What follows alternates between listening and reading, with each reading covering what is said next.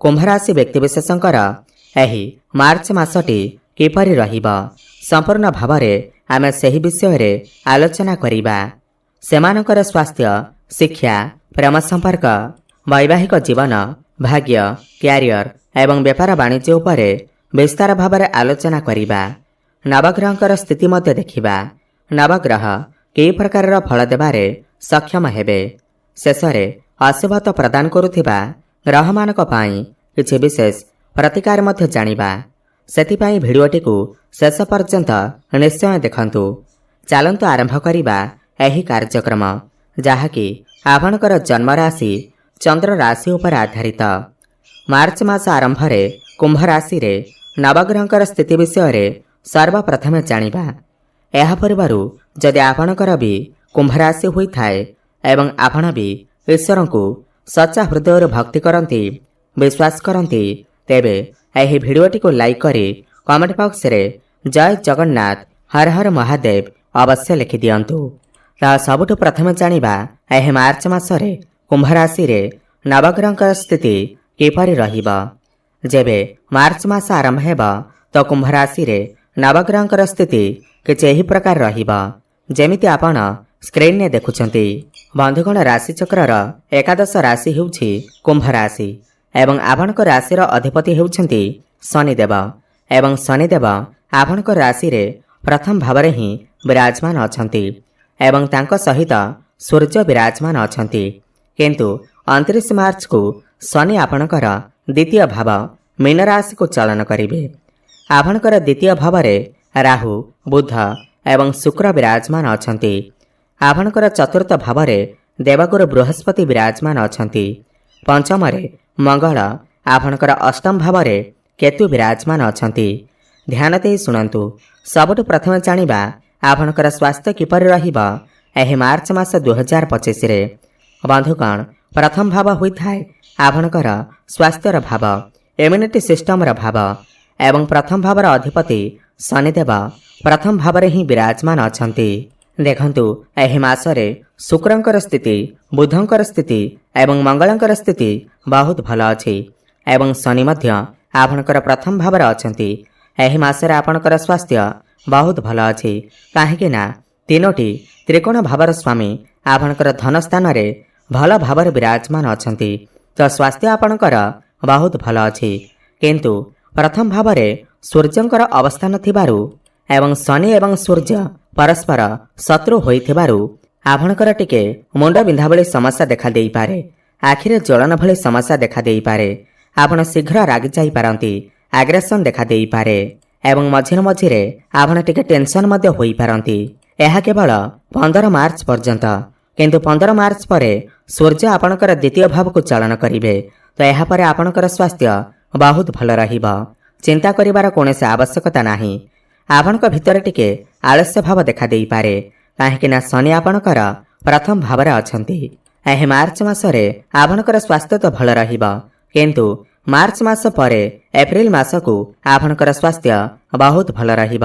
पूर्वर जदि आपणकर किछि स्वास्थ्य समस्या लागि रहुथिला ताहा मते दूर होई जिवो। एबे जानिबा आपणकर शिक्षा क्षेत्र किपरि रहिब एही मार्च मास 2025 रे। बंधुगण पंचम भाव होई थाए आपणकर शिक्षा क्षेत्र भाव एवं पंचम भावर अधिपति हेउछंती बुध एवं बुध आपणकर द्वितीय भाव में धन भाव में विराजमान अछंती। देखंतु एही मासरे बुधंकर स्थिति बहुत भल अछि।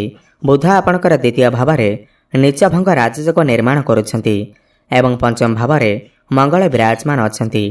एही मासरे आपण पाठपढ़ारे बहुत एनर्जेटिक रहिबे। पाठपढ़ा को नहीं बहुत बड़ डिसीजन नेबे एवं आपणकर लक्ष्य को पूर्ण करिवे। आपण आपणकर पाठपढ़ा को नहीं कौनसी दूर स्थान को जाई पारंती, कौनसी नूतन स्थान रे एडमिशन मध्य नहीं पारंती। पाठपढ़ारे जदि आपण किछि परिवर्तन करबा को चाहुचंती, बड़ डिसीजन नेबा को चाहुचंती, नूतन स्थान रे एडमिशन नेबा को चाहुचंती ताहले एही मासरे निश्चय नियंतु काहेकि ना एही मासरे बुधंकर स्थिति बहुत भल अछि।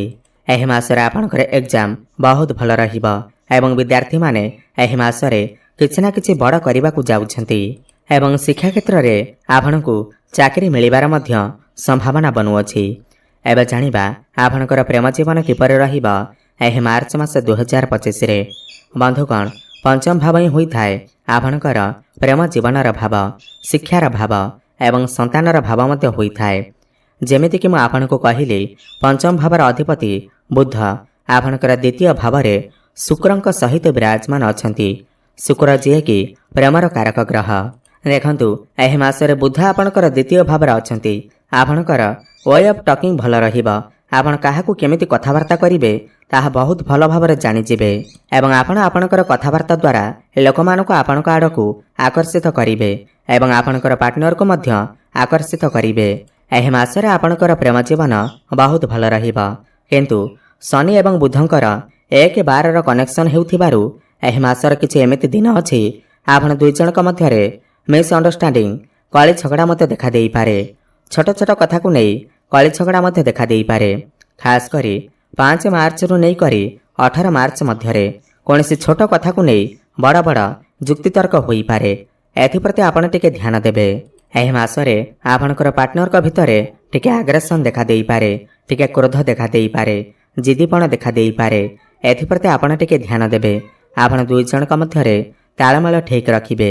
କିନ୍ତୁ ଗୋଟିଏ ଭଲ କଥା ଏହା ଯେ ଯେଉଁ ବ୍ୟକ୍ତିବିଶେଷମାନଙ୍କର କଥାବାର୍ତ୍ତା ବନ୍ଦ ହୋଇଯାଇଥିଲା, ବ୍ରେକଅପ୍ ଆଦି ହୋଇଯାଇଥିଲା, ତ ସେମାନଙ୍କର ପୁଣି ଥରେ କଥାବାର୍ତ୍ତା ହୋଇପାରେ। ପ୍ୟାଚ୍ ଅପ୍ ହେବାର ମଧ୍ୟ ସମ୍ଭାବନା ବନୁଅଛି ଏବଂ ଯେଉଁମାନେ ବି ସିଙ୍ଗିଲ୍ ଅଛନ୍ତି ସେମାନଙ୍କୁ ନୂତନ ପାର୍ଟନର ମଧ୍ୟ ମିଳିପାରନ୍ତି ଏବଂ ଆପଣଙ୍କର ଭଲ ପାଇବା ବିବାହର ରୂପ ମଧ୍ୟ ନେଇପାରେ।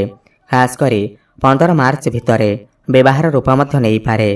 ଏବେ କଥା ହେବା ଆପଣଙ୍କର ବୈବାହିକ ଜୀବନ କିପରି ରହିବ ଏହି ମାର୍ଚ୍ଚ ମାସ 2025। ବନ୍ଧୁଗଣ ସପ୍ତମ ଭାବ ହୋଇଥାଏ ଆପଣଙ୍କର ବୈବାହିକ ଜୀବନର ଭାବ ଏବଂ ସପ୍ତମ ଭାବର ଅଧିପତି ହେଉଛନ୍ତି ସୂର୍ଯ୍ୟ ଏବଂ ସୂର୍ଯ୍ୟ ଆପଣଙ୍କର ପ୍ରଥମ ଭାବରେ ଶନିଙ୍କ ସହିତ ବିରାଜମାନ ଅଛନ୍ତି। କିନ୍ତୁ 15 ମାର୍ଚ୍ଚକୁ ସୂର୍ଯ୍ୟ ଆପଣଙ୍କର ଦ୍ୱିତୀୟ ଭାବକୁ ଚଳନ କରିବେ। ଦେଖନ୍ତୁ ଏହି ମାସରେ ଆପଣଙ୍କର ବୈବାହିକ ଜୀବନ ବହୁତ ଭଲ ରହିବ। କାହିଁକି ନା ବୈବାହିକ ଭାବର ଅଧିପତି ସୂର୍ଯ୍ୟ ଆପଣଙ୍କ ସହିତ ପ୍ରଥମ ଭାବରେ ବିରାଜମାନ ଅଛନ୍ତି। ତ ବୈବାହିକ ଜୀବନ ବହୁତ ଭଲ ରହିବ। ଆପଣ ଦୁଇ ଜଣ ମିଶି କିଛି ଫ୍ୟାମିଲି ପ୍ଲାନିଂ କରିପାରନ୍ତି, କୌଣସି ସ୍ଥାନକୁ ବୁଲିବାକୁ ଯାଇପାରନ୍ତି, ଆପଣଙ୍କ ଘର ପାଇଁ କିଛି ଜିନିଷ ମଧ୍ୟ କ୍ରୟ କରିପାରନ୍ତି। ଦେଖନ୍ତୁ କୁମ୍ଭ ରାଶିର ବ୍ୟକ୍ତିବିଶେଷମାନଙ୍କର ଲାଇଫ୍ ପାର୍ଟନର ଯିଏ ହୋଇଥାନ୍ତି ତାଙ୍କ ଭିତରେ ଟିକେ ଅଧିକ କ୍ରୋଧ ଦେଖାଦେଇଥାଏ, ଆଗ୍ରେସନ୍ ଦେଖାଦେଇଥାଏ ଏବଂ ଆପଣଙ୍କ ଭିତରେ ଟିକେ ଜିଦିପଣ ଦେଖାଦେଇଥାଏ। କାହିଁକିନା ଆପଣଙ୍କ ରାଶିର ସ୍ୱାମୀ ଶନି ଅଟନ୍ତି ଏବଂ ଆପଣଙ୍କର ଲାଇଫ୍ ପାର୍ଟନରଙ୍କର ରାଶିର ସ୍ୱାମୀ ସୂର୍ଯ୍ୟ ଅଟନ୍ତି, ଯିଏକି ନବଗ୍ରହଙ୍କର ରାଜା ଅଟନ୍ତି। ସେଥିପାଇଁ ଆପଣ ଦୁଇ ଜଣଙ୍କ ଭିତରେ ଯାହା ବି ସମସ୍ୟା ଆସିଥାଏ ଆପଣଙ୍କୁ ହିଁ ସମ୍ଭାଳିବାକୁ ପଡ଼ିଥାଏ। କିନ୍ତୁ ଏହି ମାସ କଥା ଯଦି ଆମେ କଥା ହେବା, ଏହି ମାସରେ ଆପଣଙ୍କର ବୈବାହିକ ଜୀବନ ବହୁତ ଭଲ ଅଛି। ଆପଣଙ୍କର ଲାଇଫ୍ ପାର୍ଟନରଙ୍କର କ୍ୟାରିୟରରେ ମଧ୍ୟ ଗ୍ରୋଥ୍ ଆସିବ। ସନ୍ତାନ ସୁଖ ମଧ୍ୟ ଆପଣଙ୍କୁ ପ୍ରାପ୍ତି ହୋଇପାରେ। ଏବେ ଜାଣିବା ସବୁଠାରୁ ଗୁରୁତ୍ୱପୂର୍ଣ୍ଣ ବିଷୟବସ୍ତୁ, ଯାହାକି ଆପଣଙ୍କର ଭାଗ୍ୟ, କ୍ୟାରିୟର ଏବଂ ବେପାର ବାଣିଜ୍ୟ କିପରି ରହିବ ଏହି ମାର୍ଚ୍ଚ ମାସ 2025। ବନ୍ଧୁଗଣ ନବମ ଭାବ ହୋଇଥାଏ ଆପଣଙ୍କର ଭାଗ୍ୟର ଭାବ, ଦଶମ ଭାବ ହୋଇଥାଏ ଆପଣଙ୍କର କ୍ୟାରିୟରର ଭାବ। ନବମ ଭାବର ଅଧିପତି ହେଉଛନ୍ତି ଶୁକ୍ର ଏବଂ ଶୁକ୍ର ଆପଣଙ୍କର ଦ୍ୱିତୀୟ ଭାବରେ ବିରାଜମାନ ଅଛନ୍ତି, ଉଚ୍ଚସ୍ଥ ଅବସ୍ଥାରେ ଅଛନ୍ତି। ଦେଖନ୍ତୁ ଏହି ମାସରେ ଆପଣଙ୍କର ଭାଗ୍ୟ ସର୍ବଶ୍ରେଷ୍ଠ ଅଛି, ବହୁତ ଅଧିକ ଉତ୍ତମ ରହିଅଛି।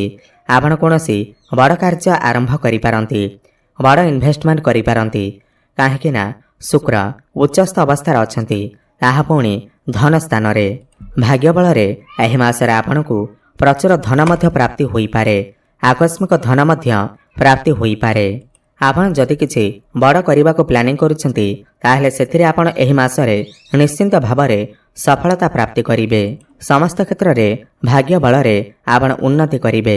କମ୍ ପରିଶ୍ରମରେ ଆପଣଙ୍କୁ ବହୁତ ଅଧିକ ସଫଳତା ପ୍ରାପ୍ତି ହେବ। ଆପଣଙ୍କର ଗୃହରେ କୌଣସି ଶୁଭ ମାଙ୍ଗଳିକ କାର୍ଯ୍ୟର ଆୟୋଜନ ମଧ୍ୟ ହୋଇପାରେ ଏବଂ ପିତାଙ୍କର ସାହାଯ୍ୟ ସହଯୋଗ ଆପଣଙ୍କୁ ପ୍ରାପ୍ତି ହେବ। ସେୟାର ମାର୍କେଟ, ଷ୍ଟକ୍ ମାର୍କେଟ ଏବଂ ଟ୍ରେଡିଂରେ କାମ କରୁଥିଲେ ଆପଣଙ୍କୁ ଆକସ୍ମିକ ଧନ ପ୍ରାପ୍ତି ହେବ, ଲାଭ ପ୍ରାପ୍ତି ହେବ। ଏହି ମାସରେ ଆପଣ ଯଦି କିଛି ବଡ଼ କରିବାକୁ ଚାହୁଁଛନ୍ତି ତାହେଲେ ନିଶ୍ଚୟ କରିନିଅନ୍ତୁ। କାହିଁକି ନା ଏହି ମାସର 29 ତାରିଖ ଠାରୁ ଶନିଦେବ ଆପଣଙ୍କ ରାଶିକୁ ଛାଡ଼ି ଆପଣଙ୍କର ଦ୍ୱିତୀୟ ଭାବକୁ ଚଳନ କରିବେ। ଶନିଙ୍କର 7.5ର ତୃତୀୟ ଚରଣ ଆରମ୍ଭ ହେବ।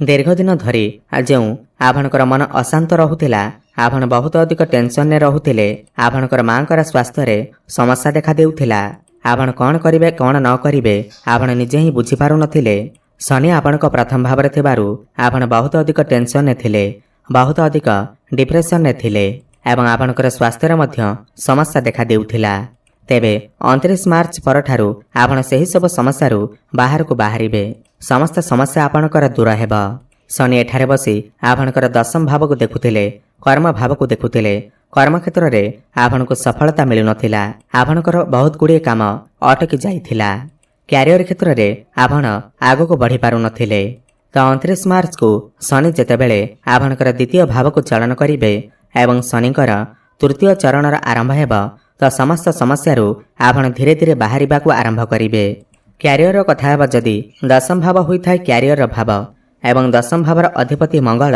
आपणकर त्रिकोण रे पंचम भाव में विराजमान अछंती बहुत भल स्थिति रे अछंती एवं मंगल एठारे बसी आपणकर लाभ भाव एकादश भाव को देखुचंती एहि मासरे आपणको आपणकर कर्म क्षेत्र रे प्रमोशन निश्चिंत भाव में होई पारे कर्म क्षेत्र आपणकर एहि मासरे बहुत अधिक भल रहिबा आपण बहुत अधिक एनर्जेटिक रहिबे आपणको कोनोसी एमएनसी कंपनी रु जॉब ऑफर मते आसी पारे जो व्यक्तिविशेष मानक पाखरे कौनसी चाकरी बाकरी नाही एवं जो व्यक्तिविशेष माने बेरोजगारी अछंती तो सेमानको एहि मासरे निश्चिंत भावरे किछि ना किछि कर्म अवश्य प्राप्ति हेबा नूतन चाकरी मध्य प्राप्ति हेबा एहि मासरे आपण बहुत अधिक कॉन्फिडेंस सहित काम करिवे समस्त काम कार्य को बहुत अधिक सुरुखुरी रे करि परिबे एवं बृहस्पतिंकर दृष्टि मध्य दशम भाव उपर को अछि तो कर्म क्षेत्र रे आपण निश्चिंत भावरे उन्नति करिवे उपर ऑफिसरंकर सपोर्ट आपण को प्राप्ति हेबा एवं कर्म क्षेत्र रे